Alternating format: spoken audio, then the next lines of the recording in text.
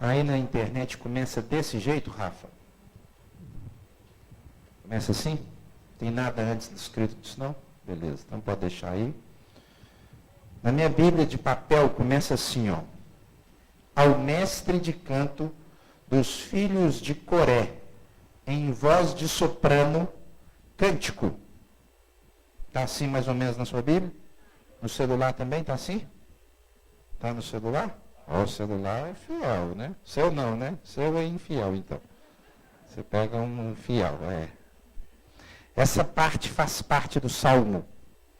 Essa é uma orientação para essa música. Olha só que legal. A música foi composta para ser cantada em voz de soprano.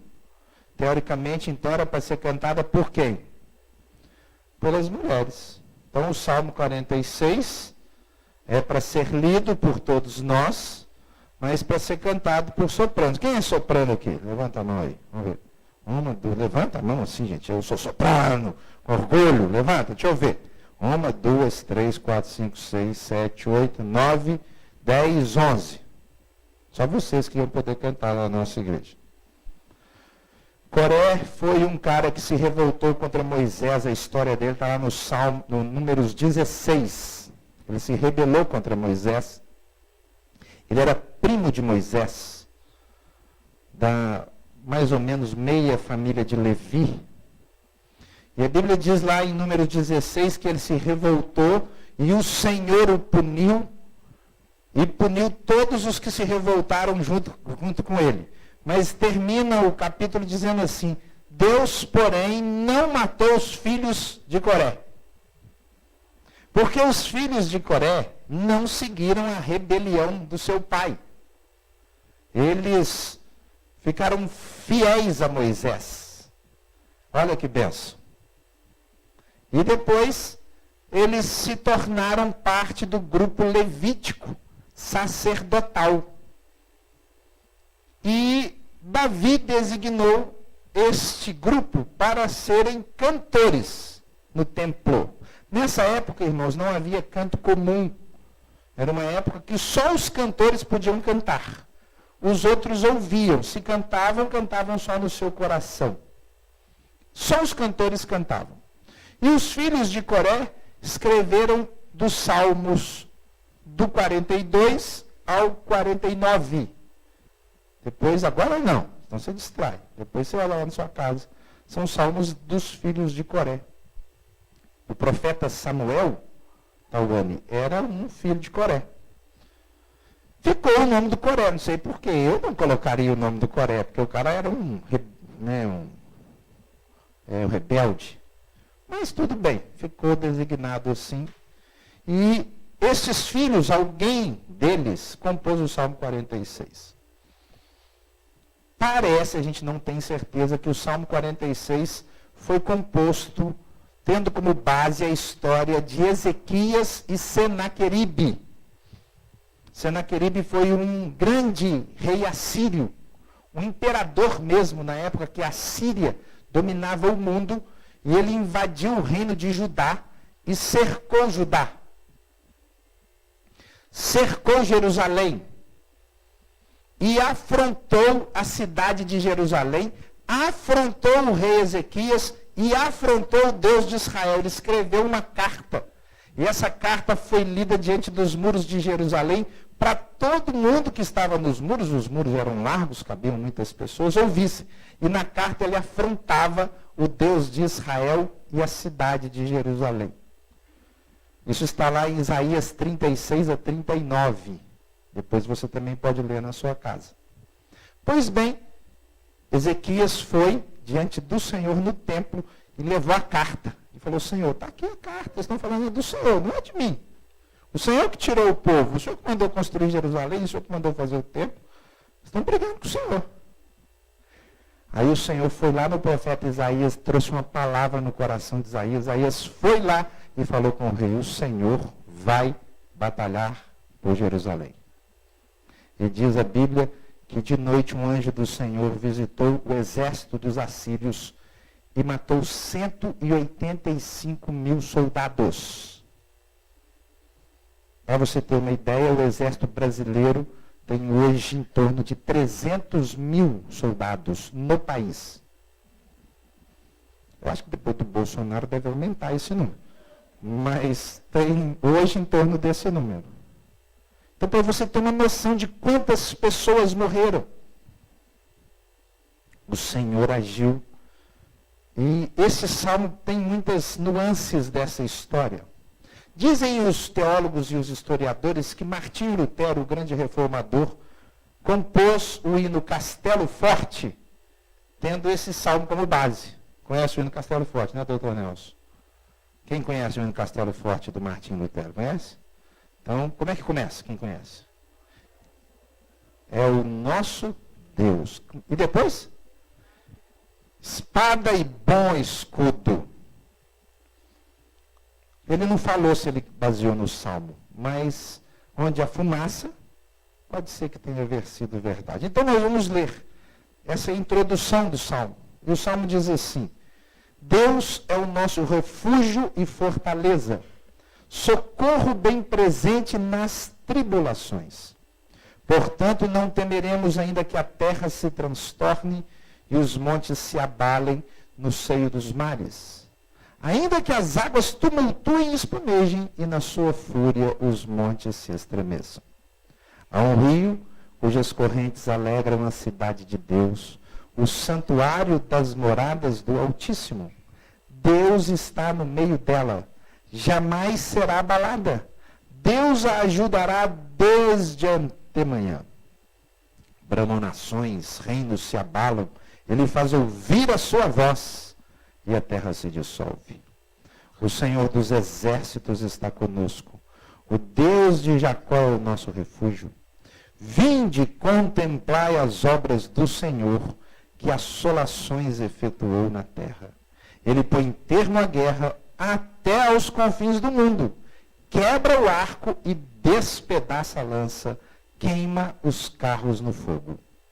Aquietai-vos e sabei que eu sou Deus. Sou exaltado entre as nações, sou exaltado na terra. O Senhor dos exércitos está conosco. O Deus de Jacó é o nosso refúgio. A gente podia fechar a Bíblia e ir embora para casa. Desde que a gente fosse leitor dos salmos. Então eu quero te perguntar, quantos salmos você leu neste ano? Quantos? Lucão. Bastante salmos. Quantos salmos?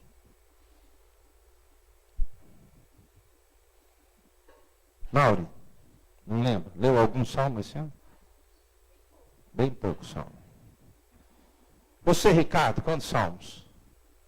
Bem pouco também, né? João, você, João? Quase nenhum? Quase nenhum salmo, né? Renato, você também? Pouquinho, né?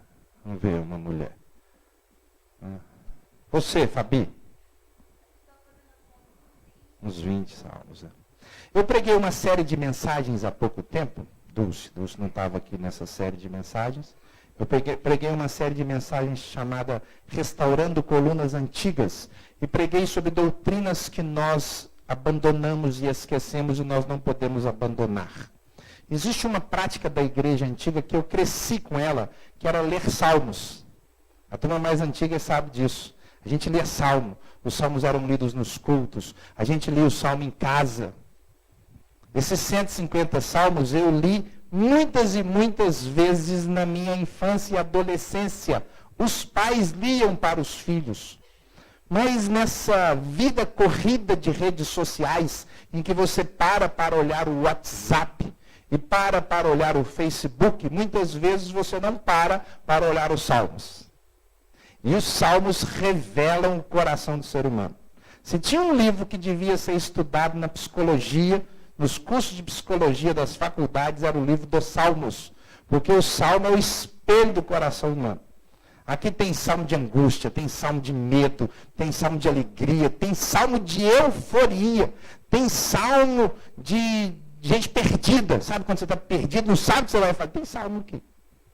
Os salmos registram todas as emoções possíveis do ser humano. Se o curso de psicologia da faculdade não tivesse preconceito contra a Bíblia ser um livro religioso, estudaria como um livro acadêmico.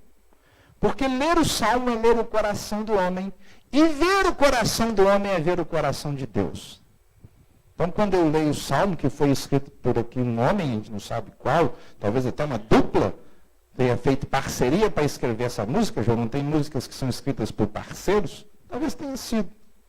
Mas revelam o que Deus falou com eles. E eu posso ver Deus aqui.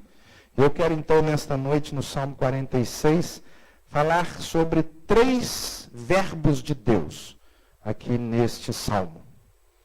Eu peço que você me acompanhe, deixando a sua Bíblia aberta ou ligada no Salmo 46. 3 verbos que falam muitas coisas sobre o nosso Deus e mostram como Deus age nos nossos dias, e por isso nós precisamos voltar-nos para o Salmo. Primeiro, Deus é o primeiro verbo.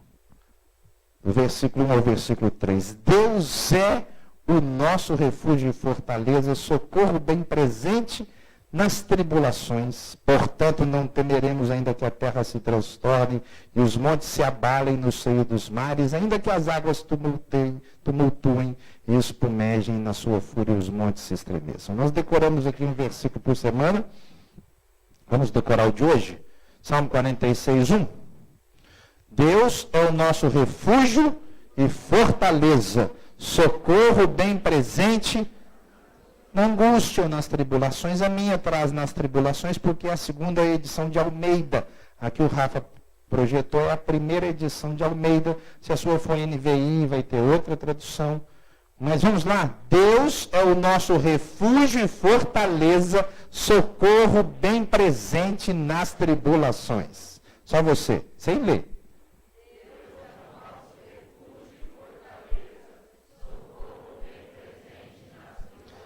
Deus é, primeira verdade. E aqui diz o texto que ele é 3 coisas. Deus é refúgio, Deus é fortaleza e Deus é socorro bem presente. Existe uma similaridade e uma diferença entre refúgio e fortaleza. Parecem a mesma coisa.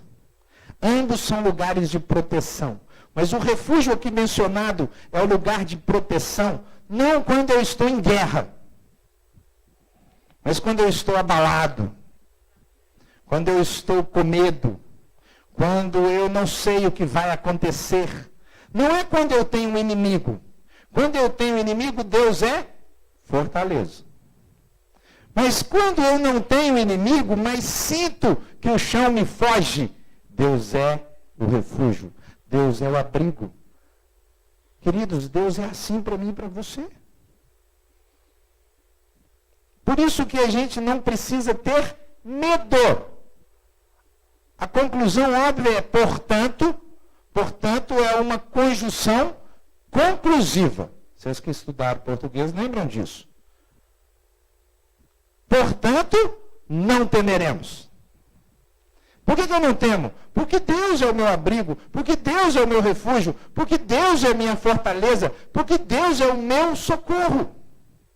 Ele é refúgio e fortaleza porque fazem referência a um lugar para onde eu corro. É passivo. Sou eu que tenho que ir para lá. Querido, Deus vai ser o seu socorro se você for para Ele. O Salmo 91, para aqueles que gostam, o Salmo 91 é mais nobre. Diz assim no versículo 1, aquele ele tem que ir para lá. Ele tem que habitar, ele tem que correr. Se você está com medo, temeroso, insegura, falta-lhe um refúgio. Mas falta-lhe não porque ele não existe, porque você não vai para lá, porque você não corre para lá, porque é você e eu que precisamos correr para este abrigo. E quando nós encontramos Deus, nós encontramos esta proteção que nos acolhe. Ele é o tipo de abrigo para a hora da enfermidade. A Vera ia fazer cirurgia, tudo certo, o Evelino, a pressão subiu. Como orou o pastor Zezé, Deus não quis. É nessa hora. Me lembro aqui de quando a Cláudia teve problema do câncer, E ela correu para o Senhor. E quando correu para o Senhor, Deus deu a Cláudia um sonho. Não é isso mesmo, Cláudia? Sonho de uma cachoeira. Coisa linda. Por isso que a gente precisa compartilhar as coisas. Porque senão você não vai saber nunca como Deus faz conosco. E quando nós corremos para o abrigo, quando nós corremos para o nosso refúgio, quando nós somos atacados e temos inimigos. Ninguém está imune a ter inimigo. Eu nunca vou ter inimigo. Vai. Ainda mais se você for firme, ainda mais se você for verdadeiro, se você tiver posição. E tem inimigo. Mas não interessa se você é inimigo. Você tem uma fortaleza. E você pode correr para lá. Mas o texto diz que além de ser refúgio e fortaleza, ele é socorro bem presente lá na tribulação. Socorro bem presente já deixa de ser passivo. Seu carro já quebrou na rua, na estrada, e não teve jeito. Quando não tem jeito, quem que você chama? O socorro. Não é o socorro? Ele chama guincho, mas é socorro. Lá em Minas está escrito socorro. Porque ele vem aonde você está.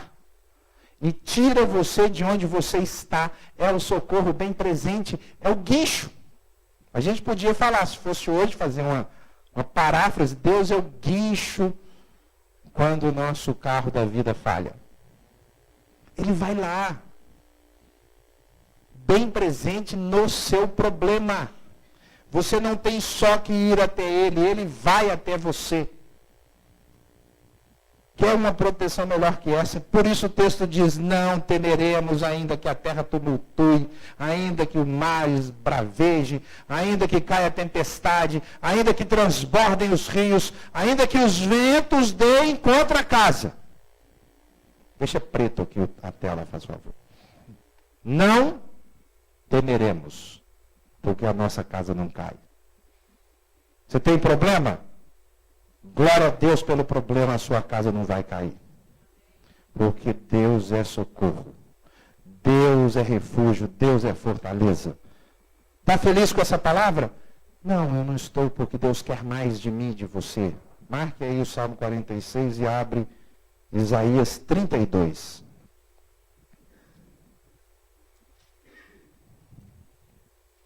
Isaías 32, 2.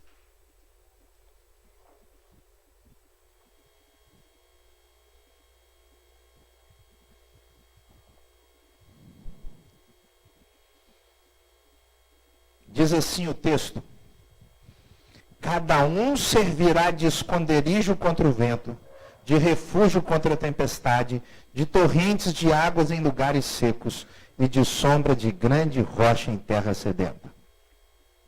Que versículo maravilhoso é esse? Cada um servirá de esconderijo contra o vento, de refúgio contra a tempestade, de torrentes de águas em lugares secos e de sombra de grande rocha em terra sedenta. Quem será refúgio? Quem será abrigo? Você. Deus não é o seu abrigo para você ficar feliz, satisfeito, rico, comer um churrasco e falar, passou por... Não. Deus é o seu abrigo para você ser abrigo. Deus é o seu refúgio para você ser refúgio. Deus é a sua fortaleza para você ser uma fortaleza para quem está sendo atacado. Deus é o seu socorro para você ir lá na tribulação de alguém e falar, eu estou aqui.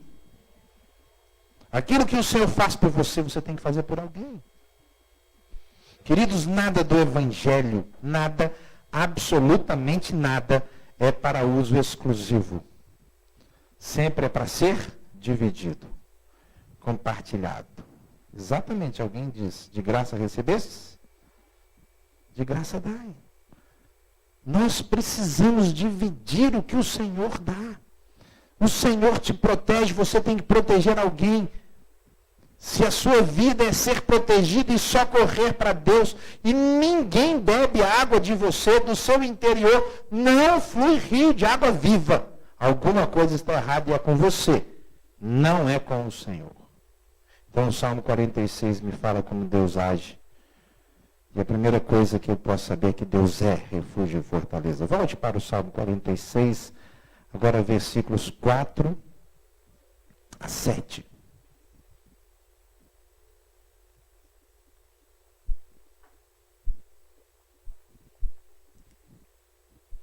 versos 4 a 7. Há um rio cujas correntes alegram a cidade de Deus, o santuário das moradas do Altíssimo. Deus está no meio dela, jamais será abalada. Deus a ajudará desde antemanhã. Bramam nações, reinos se abalam, ele faz ouvir a sua voz e a terra se dissolve. O Senhor dos exércitos está conosco, Deus de Jacó é o nosso refúgio. Não só Deus é, mas Deus está. Aqui diz que Deus está no meio. Então Deus está presente. Pode tirar, Rafa. Deus está presente. Ele é refúgio e Ele está com você, onde você estiver. Essa é uma das verdades mais estrondosas do Evangelho cristão. O nosso Deus está conosco. O Senhor Jesus, quando terminou o seu ensino, ressuscitou, acabou de fechar, colocou a cereja do bolo, ele falou, agora vocês vão fazer discípulos de todas as nações, ensinando-os a guardar todas as coisas que eu vos tenho ensinado. E ele termina dizendo o seguinte, e eis que estou convosco todos os dias.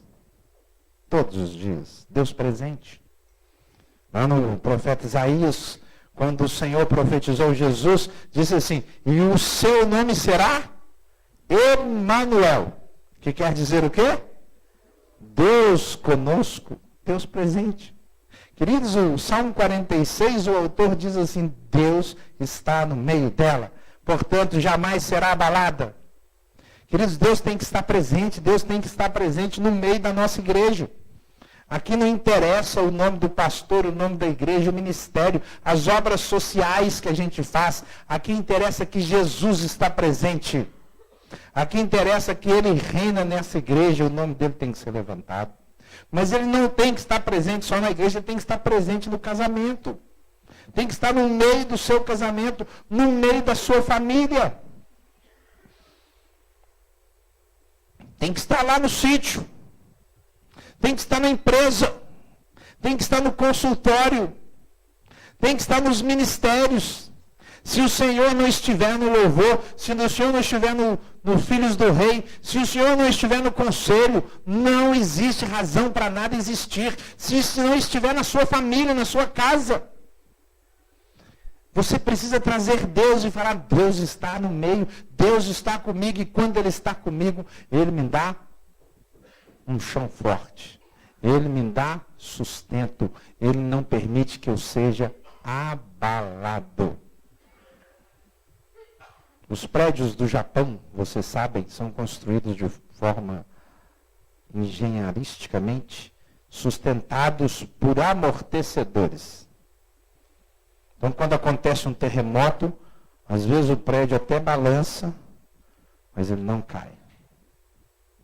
A construção dele permite que ele suporte os terremotos. A construção de Deus na nossa vida é assim. Porque o terremoto vem, os versículos anteriores disseram, a terra tumultua, o mar espumeja, o problema está aí.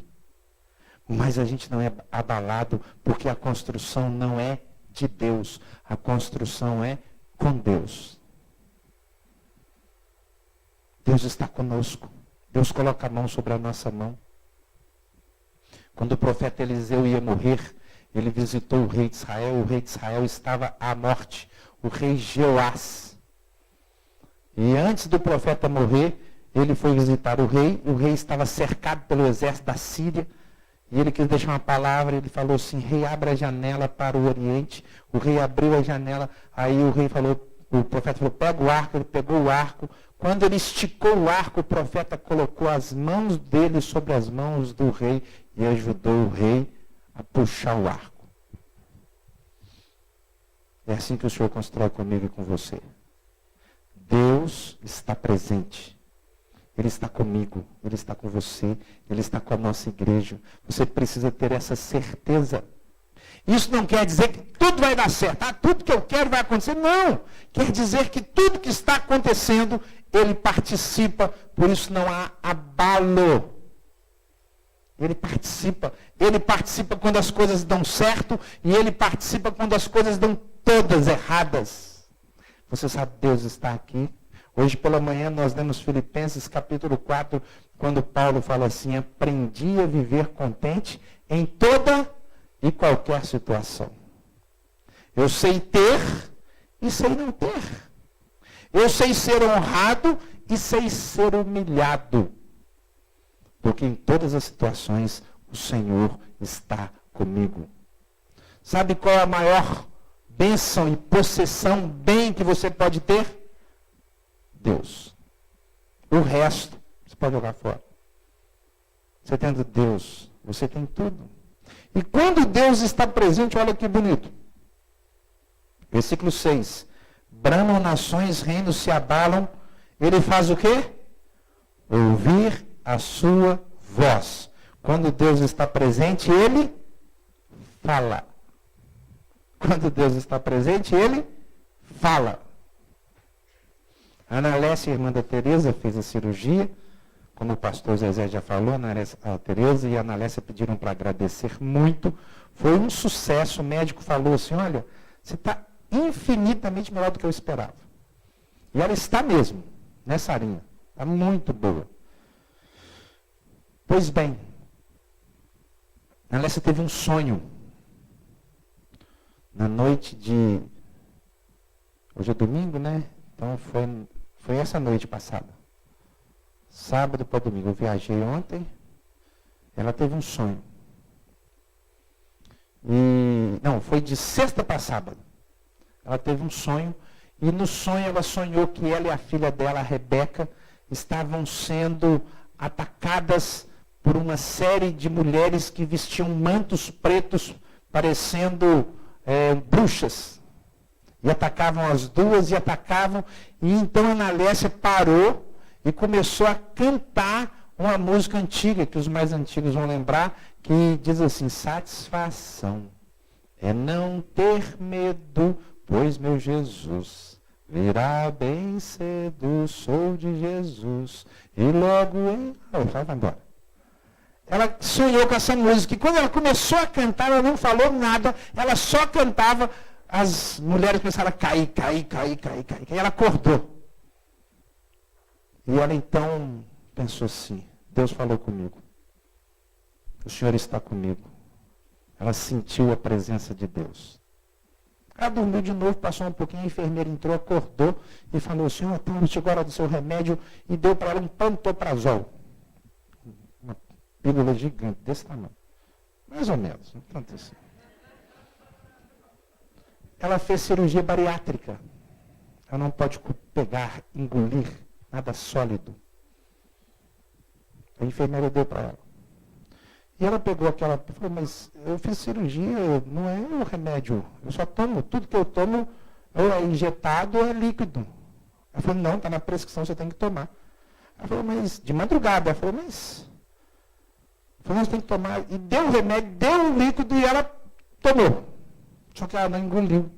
Ela enganou, parecendo,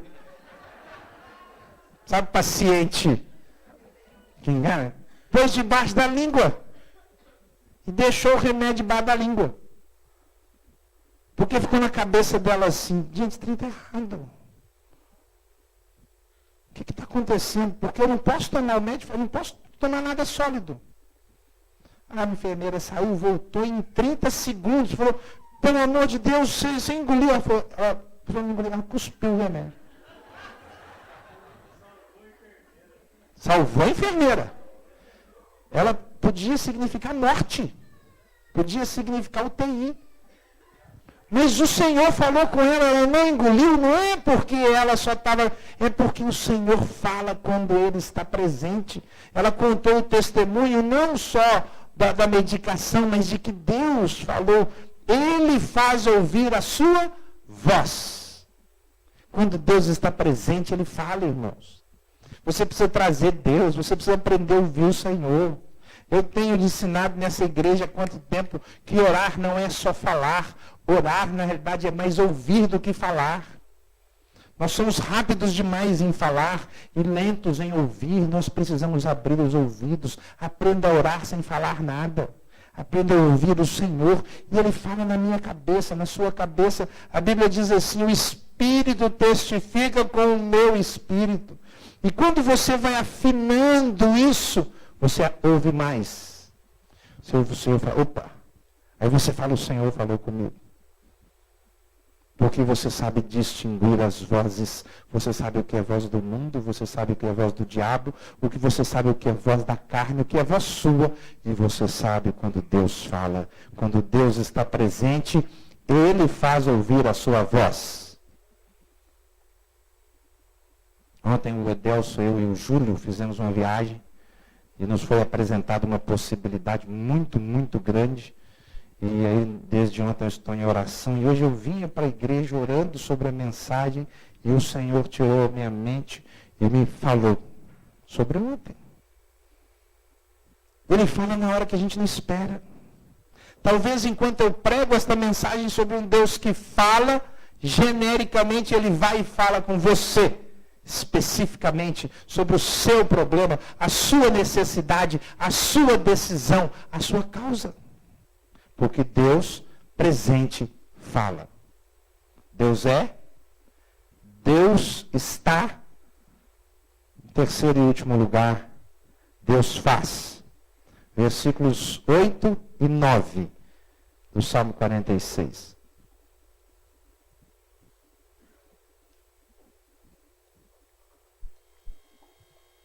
Diz assim estes versículos. Vinde, contemplai as obras do Senhor, que assolações efetuou na terra. Ele põe termo à guerra até os confins do mundo, quebra o arco e despedaça a lança, queima os carros no fogo. Deus é, Deus está e Deus faz. Deus age. Ah, irmãos, Deus age. Nós não podemos esquecer disso. Vinde contemplar o quê? O que o Senhor fez. Este versículo faz coro com o Salmo 126, que diz assim, grandes coisas o Senhor fez. Deus faz. Mas para ver Deus fazer, para ver Deus agir, você precisa ter fé. Porque senão você não sabe o que Deus fez. Você acha que foi o seu braço, você acha que foi a sua mente, e você não sabe que Deus que interviu, e desfez, e fez, e mudou a direção, e colocou uma porta gigantesca para você não passar, e em outro lado Ele colocou uma porta pequenininha para você entrar. Mas você tem fé, você caminha com Deus, você sabe que Deus está presente, e você está vendo Deus agir. Irmãos, quem não tem fé nunca vai ver Deus agir. Nunca. Se você for medroso, você não vai ver Deus agir, porque Deus é Deus de coragem. Se você não tiver ousadia, você não vai pisar no mar e ver a água abrir. Se você ficar aqui, não, vou ficar aqui no meu cantinho, você nunca vai ver o Senhor fazer. Eles viram o Senhor andando sobre o mar. Quantos também andaram? Quem teve coragem. O Senhor falou, pode vir. E sabe o que Ele fez? Ele foi. Nós precisamos ter coragem de ver o Senhor fazer. E Ele faz comigo e com você. Deus não faz sem a gente. Por isso Ele está presente para usar você. Ele quer ver você fazer. Ele quer que você saia do lugar comum de pensar só em você e comece a pensar naquilo que Ele te chamou para fazer, para ser um abrigo na tempestade, um abrigo contra o vento, uma torrente de água para alimentar os outros. Em quem você pensa? Em quem? Quem é o alvo da sua bênção? Alguns de vocês trabalham viajando, eu conheço praticamente todos. Quando você for viajar, Sorocaba, Rio Preto amanhã, quem você vai abençoar lá? A Cris, quando for viajar amanhã, vai viajar amanhã? Para onde amanhã? Franca, quem você vai abençoar lá? Nós somos os que abençoam. E se nós não tivermos planos abençoadores, nós não veremos Deus agir. Porque o Senhor quer agir através de nós para abençoar pessoas. Ele quer que nós sejamos realmente as pessoas que vão alargar o espaço da nossa tenda para que outros entrem e sejam protegidos e abençoados. E aí nós vamos falar, Deus agiu. Não só protegendo a mim, mas através de mim, protegendo outros, levantando outros, transformando outros. Não interessa se ele não tem nada e é completamente carente, não interessa se ele tem tudo e não precisa de nada, mas ele vai encontrar o Senhor, assim como carente, desde que você esteja do lado dele, com Deus ao seu lado. Deus age, queridos. Deus quer agir. Quando eu e você abrimos a Bíblia, nós temos um livro dos feitos de Deus, usando pessoas. Nós abrimos e conhecemos a história de Moisés e sabemos que Moisés foi libertar o povo porque Deus o mandou. Certo? Agora imagina que você é um judeu ou um egípcio e não sabe disso. E aparece um cara falando assim, é o seguinte, eu vim libertar o povo de Israel. Você não viu a sarça ardente? Você não ouviu Deus falando? Você está vendo só um homem de carne e osso que tem um assassinato nas costas. E vai deixar o povo ir com ele? Você acreditaria e daria uma função de importância para alguém que já matou outro? Só ele sabe que Deus falou com ele. Mas ele crê e Deus está com ele. Quando a gente sabe que Deus está conosco, Deus faz grandes coisas através de nós. Você só precisa que Deus seja o seu Deus e esteja com você. Se você ouvi-lo, ele vai te usar. Se você sair do seu comodismo. Eu amo que vocês estejam aqui, mas eu tenho que bater. Deus não chamou você para ficar sentado numa cadeira. Deus chamou você para transformar o mundo que está à sua volta. Para levar graça. Deus não te deu dons para você guardar e enterrar. Deus não te chamou para cuidar dos seus filhos. Deus te chamou para ser um instrumento poderoso nas mãos dele. Deus te chamou para frutificar a 30, a 60 e a 100 por um. Enquanto você faz isso, aí você pode fazer um curso superior, tirar um diploma, arrumar um trabalho, ganhar dinheiro, casar, ter filho. Enquanto você é usado por Deus e Deus faz coisas através de você, porque Deus é Deus que age. Esse texto aqui diz que ele quebra o arco do inimigo, ele queima os carros no fogo. Por isso que parece texto lá de Ezequias. Parece que Ezequias está vendo lá o exército destruído. E Ezequias era poeta. Você não vai escrever um salmo do que Deus fez, se Deus não fizer através de você. Quem escreveu esse salmo viu Deus agindo. Você já viu Deus agindo na sua vida e através de você? Quando eu sei que Deus é, quando eu sei que Deus está presente e quando eu sei que Deus age, o que eu tenho que fazer? Projeta aí, Rafa, o versículo de número 10. Hoje nós vamos decorar 2 versículos. Glória a Deus. Melhor do que decorar um é decorar 2. Versículo 10 diz assim: aquietai-vos e sabei que eu sou Deus. Sou exaltado entre as nações, sou exaltado na terra. Quando eu sei que Deus é refúgio, fortaleza e socorro. Quando eu sei que Deus está presente e fala. Quando eu sei que Deus age, ainda age através de mim. Eu preciso ficar tranquilo. Aquietar. Vai, projeta aí. Agora você não tira. Ele está presente. E o coração do filho dele fica tranquilo, em paz. Porque sabe, Deus está presente. As coisas solucionaram, Paulo? Não, às vezes não. Está solucionando, não. Mas Deus está presente e eu tenho paz. Eu me aquieto. Sei, o Senhor está aqui. Quando o Senhor está, irmão, só tem uma coisa que eu preciso fazer: ficar tranquilo. Não interessa se eu vou conseguir pagar a conta amanhã, não interessa se eu serei curado, não interessa se a porta vai se abrir, interessa que o Senhor está presente. E o Senhor diz assim pela boca do escritor: aquietai-vos e sabei que eu sou Deus. Sou exaltado entre as nações, sou exaltado na terra. Vamos terminar essa mensagem decorando esse versículo? Então vamos falar junto. Aquietai-vos.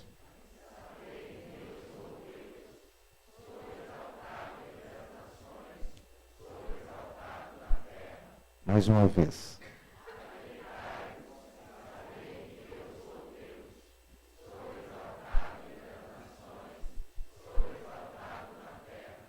Sem o versículo agora.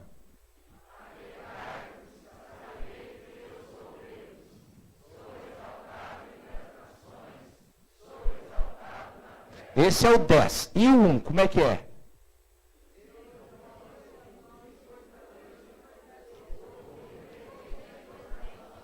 Demorou a pegar, mas pegou. Vamos lá? Deus.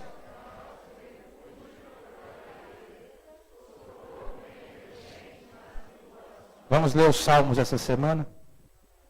Essa semana você vai ler pelo menos um salmo. Pelo menos um salmo. São 150 salmos. De hoje até o final do ano, dá para você ler todos os salmos. Se você ler um por dia. Separa uma semana para ler os 150. 119, Mas leia os salmos, eles são ricos demais, amém? Que Deus nos abençoe no nome de Jesus Cristo. Nós temos alguns avisos para dar.